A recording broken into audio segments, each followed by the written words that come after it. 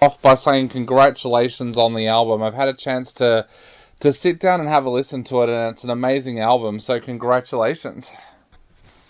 Thank you so much, sir. Now the album is out for everybody to hear. How did you feel in the days leading up to the album coming out? Were you nervous or were you excited about it being released? I think we were mostly just excited this time because the release had been postponed for a while because of COVID and other unfortunate stuff. So we were just really excited to get it out and see what people had to say about it. Yeah. How frustrating is that when you've completed an album but you can't release it, like you said, because of things like COVID?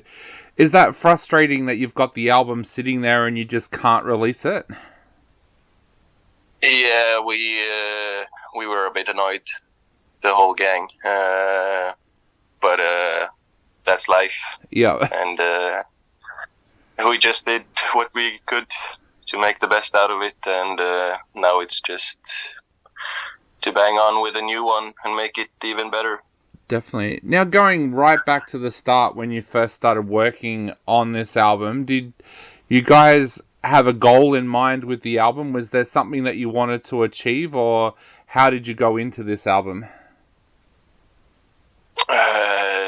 Not really. It came along by itself almost, just along the way.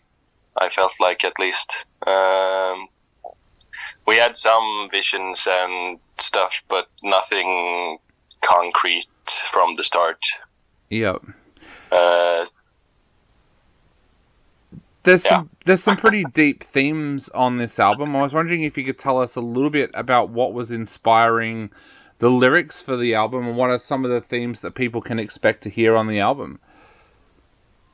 Well, it's a few different things in the mix. It's both the old black metal kings may have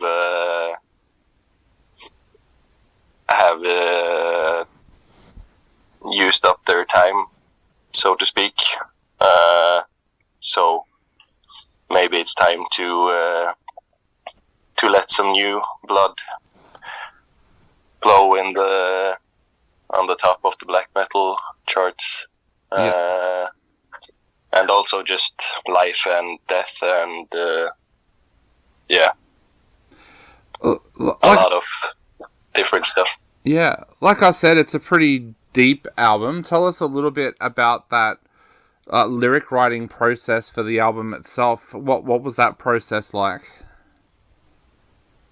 Well, mostly we just come up with some lyrics when we go on with our daily lives, just thinking about stuff and writing it down, and then when we meet up for practice we go through everything and collect all the best ideas, and it's mostly Bjur and Ask that make the lyrics, because they are very deep thinkers most of the time.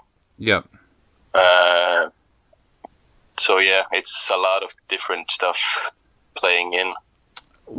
What's that like for you when you first read their lyrics? Like you said, they're very deep thinkers. How do you feel when you first read new lyrics or fresh lyrics from them? It's fun to get to be there, but yeah, I don't really know.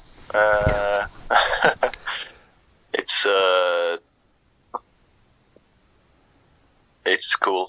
Yeah. To get to be a part of it, and it's really, really abstract stuff, so it makes you think what they meant, but they just say make up your own meaning about it. Yeah. Tell us a little bit as well about the songwriting process. As you said, they wrote the lyrics, or they write the lyrics.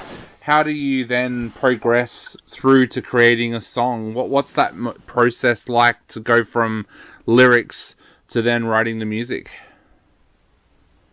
Well, it depends on how we start. Sometimes we start with the lyrics, and sometimes we start with a guitar riff or something, and other times we just jam and stuff appears. But yeah, it's mostly just sitting down with the guitar and drums and trying to make something and get some lyrics to fit in with the rest of the feelings of the song. And your recording process, tell us a little bit about that. And did that have to change this time because of COVID, or were you able to just go by and just do your normal recording process? Yes, for us, we are very fortunate. Our guitar player, Ask, has his own studio, so to say, in his house. So, recording-wise, COVID didn't form an obstacle there. Yep. So, what's that recording process like for you guys? Do you like to take your time when you're working on tracks, or do you find that putting together an album like this actually came together quite quickly? Well, it depends. You can't rush creativity. So sometimes we have a few weeks where we're just banging everything in at the same time and feeling super creative, and then other times comes the drought and we just sit there for hours without managing to come up with anything good. Yeah. So but for this one, it was we took our time, but some of the tracks were just a spark of inspiration and were done in a weekend.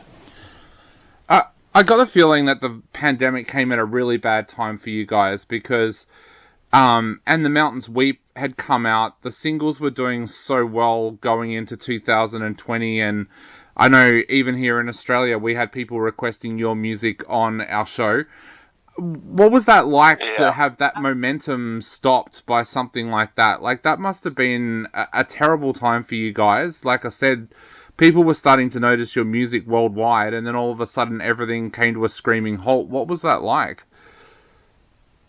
Yeah, it sucked for us as much as it did for everyone else, I guess. But we didn't know it would last that long. We thought it was just the 2 weeks until things calmed down in the start and we could keep the momentum up, but then they closed down more and more and just kept keeping it closed. So it was not so fun to watch all the numbers decline again, but we'll just have to work harder to build it up again. Yeah.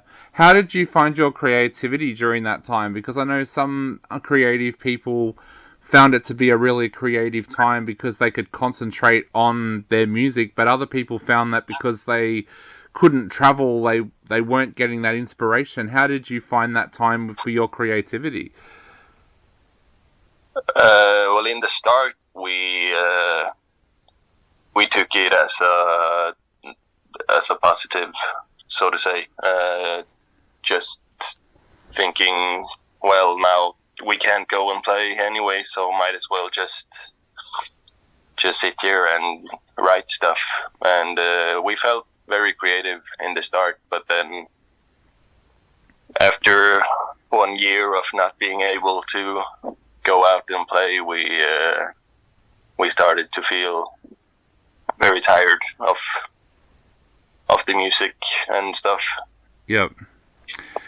Now, I wouldn't worry too much about your numbers if I was you, because Defiance Towards Fertility has been getting a lot of requests on our show, so the people that were requesting tracks before the pandemic are still requesting your music, and I guess that leads to the question, where to now for the band? The album is out. Are you hoping to get out and tour, or what are the plans next for the rest of this year?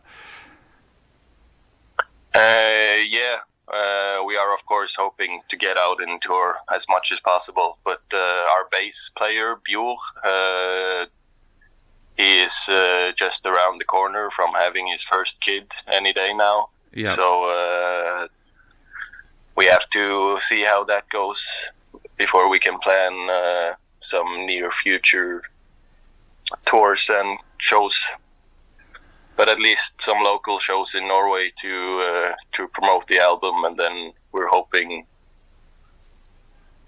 to at least come to Mexico again soon, and visit some new places as well, hopefully. Awesome. We would love to see you in Australia one day. Is that a country that you've talked about coming to?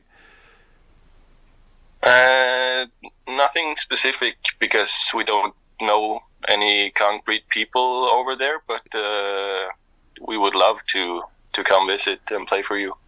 Awesome. Well, so, if you know anybody or any local promoters, just tell them to hook us up with anything. We do actually, and a few of them listen to this show. So if any of you promoters out there are listening to the show right now and you want to bring these guys to Australia, get in contact with us and we'll forward the details on to them. But for right now on the show, we're going to play Defiance Towards Fertility. Is there anything you'd like to say to all of your Australian fans out there, not only before they take a listen to this amazing track again, but before they go out and listen to the album as well?